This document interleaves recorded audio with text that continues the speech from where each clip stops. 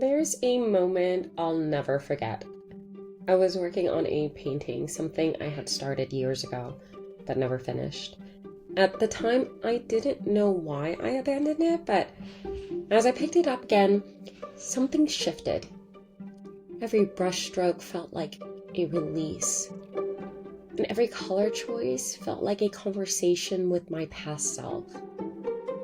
And in that moment, I realized I had been using art to process emotions long before I ever understood what art therapy was.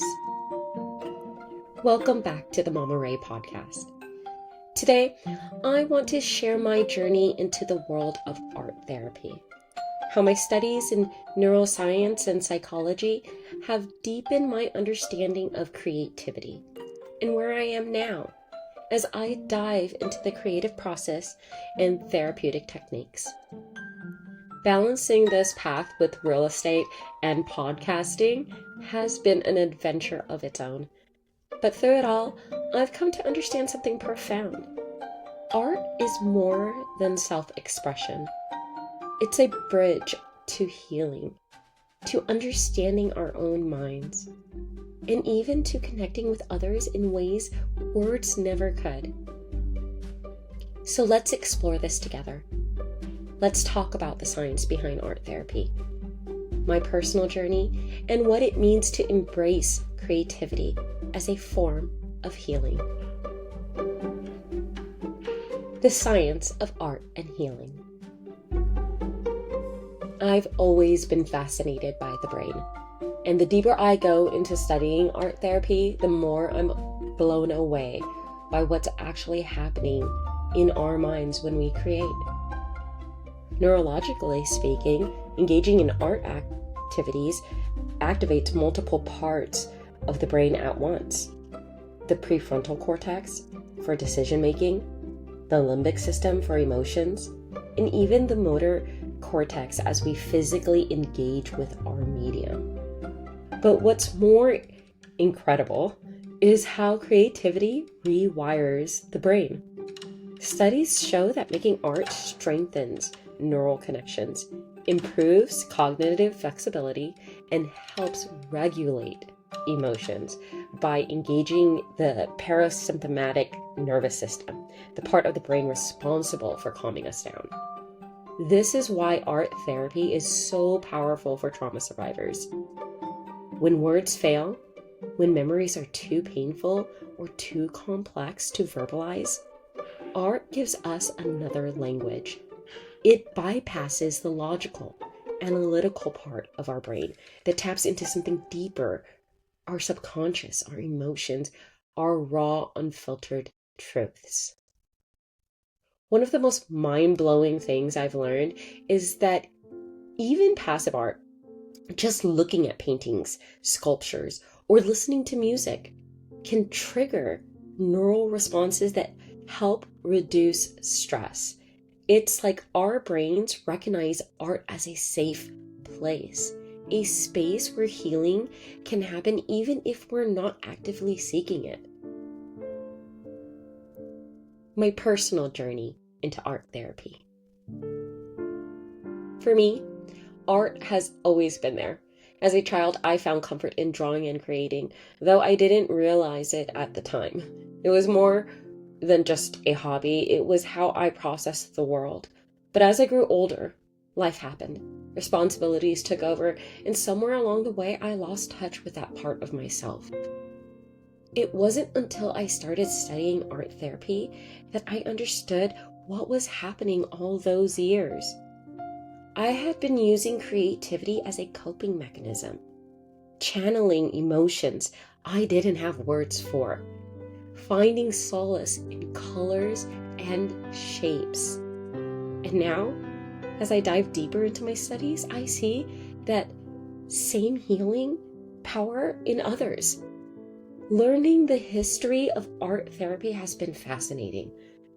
How it emerged as a legitimate field, the psychologists and the artists who pioneered it, and the countless ways it has been used to help people heal But what resonates most with me is the idea that everyone is an artist in their own way.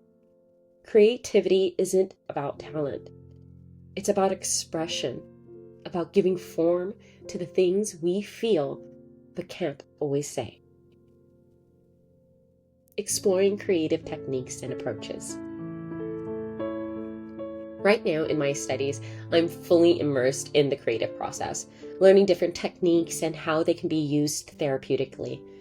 Some of the approaches that have really stood out to me include mandala drawing, the repetitive patterns that help create a meditative state, reducing anxiety and increasing focus.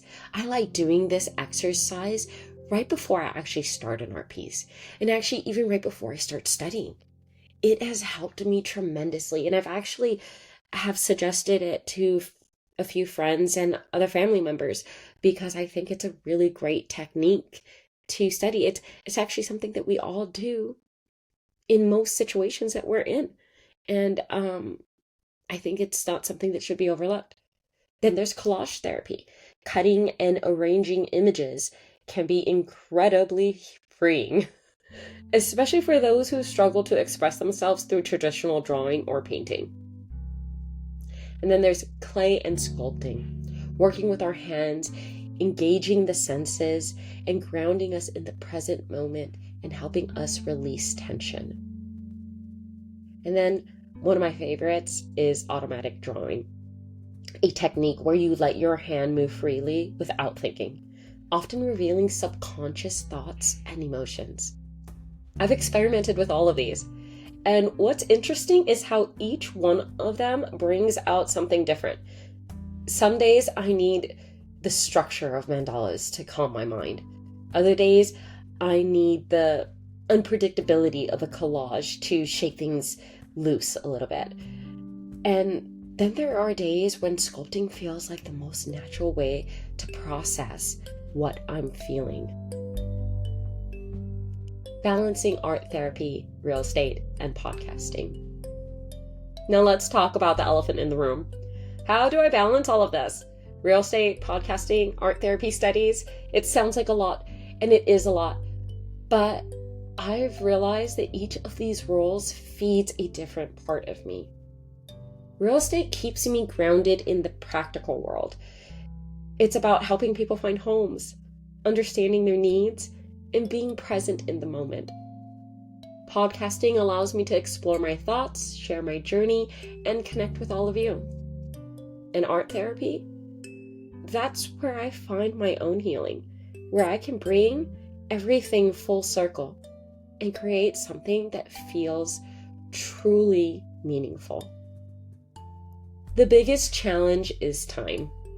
Some days I feel like I'm being pulled in too many directions, but what keeps me going is the realization that all of these things are connected. Creativity fuels my work in real estate. It helps me think outside the box, see beauty in spaces, and connect with clients in an intuitive way. And my studies in art therapy have deepened the way I approach storytelling in my podcast. I'm still figuring it all out, but if there's one thing I've learned, it's that when you align with what truly matters to you, what you're truly passionate about, the pieces start to just fall into place. So, where do I see this journey taking me next? Honestly, I don't know exactly, and that's exciting. I'm allowing myself to stay open, to keep learning, and to see where art therapy leads me. Maybe it will become a formal practice. Maybe it will intertwine with my other work in unexpected ways. What I do know is that this path feels right. And for anyone listening who feels drawn to creativity but doesn't know where to start, just start. Doodle in the margins of your notebook. Play with colors. Cut up old magazines and make a collage. Art isn't about perfection. It's about expression. And who knows? You might just find a piece of yourself you didn't even realize was missing. I'd love to hear your thoughts on this episode. How has creativity played a role in your life? Message me on Instagram at ray.dart. That's RAE.DART.